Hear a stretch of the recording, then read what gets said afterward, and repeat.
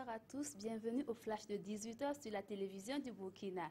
Le président du Faso est à Dori depuis ce matin. Roch-Marc Christian Kaboré est allé procéder au lancement du programme d'appui au développement des économies locales PADEL.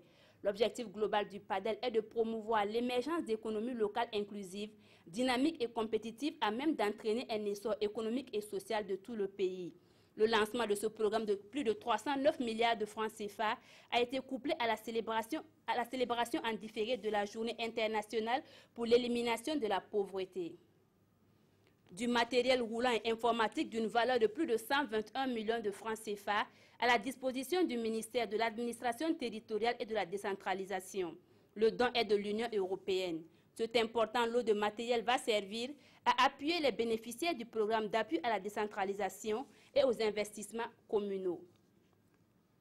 À Nazenga, dans le Naouri, la Banque mondiale a financé la réalisation de plusieurs infrastructures comme l'entretien de pistes rurales, l'aménagement de points d'eau dans le parc de Nazenga. Hier jeudi, le représentant de la Banque mondiale au Burkina Faso et une délégation composée du projet PAPSA se sont rendus sur les sites pour constater l'évolution de la mise en œuvre et le bien fondé de ces réalisations. C'est le PAPSA, un projet de la Banque mondiale, qui a conduit les travaux dont les résultats satisfont le représentant de la Banque mondiale.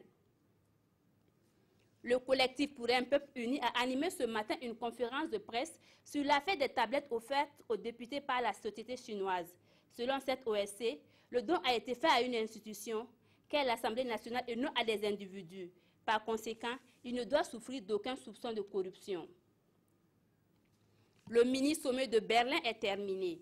Barack Obama et les principaux dirigeants européens se sont prononcés en faveur du maintien de la coopération au sein de l'OTAN, et ce malgré les critiques formulées par Donald Trump avant son élection à la présidence des États-Unis.